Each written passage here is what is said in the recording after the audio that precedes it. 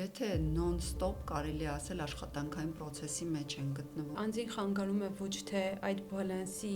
խախտումը կամ բալանս չունենալը, այլ այն միտքը կամ մտքերը, որոնք որ նա լսում է սոցիալական ցանցերում, որ այն ինչ որ իր հետ տեղի է ունենում, լավ չէ կամ վատ է։ Այսինքն նորից գալիս ենք այն մտքին, որ մարդը կարևոր է, որ ինքն իր ներսը նայի եւ իր անձը լավ ճանաչի։ Ու միշտ հարց տալ, ինչքանով են իմ այս գործողությունները երկարաժամկետում իրոք լինելու օգտակար եւ ինչքանով եմ ես ունենալու ուժեր երկարաժամկետի տեսանկյունից։ Մարաթոն վազողները ամբողջ ուժով չեն վազում։ Մեր հասարակությունը շատ է նույնականացնում անձին ու աշխատանքը կամ անձին իր ձեռքբերումների հետ։ Իմ խորին համոզմամբ մենք չգիտենք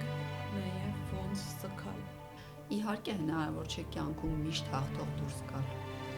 Իհարկե դու չես կարող կառավարել արտաքին իրավիճակները։ Միակ բանը, որ մարդը ինքնին կարող է կառավարել, դա ինքն իր անձն է։ Եվ իրենց աջակցությունը հետևյալ խոսքերի մեջ է, որ մի լացիր, ամեն ինչ լավ է, կյանքը շարունակվում է։ Իսկ եթե օրվա մեջ քեզ հետ պատահում է 100 դրական պատահար, մեկ բացականը շատ ավելի մեծ ուշադրություն է մեր աչքում գրավում։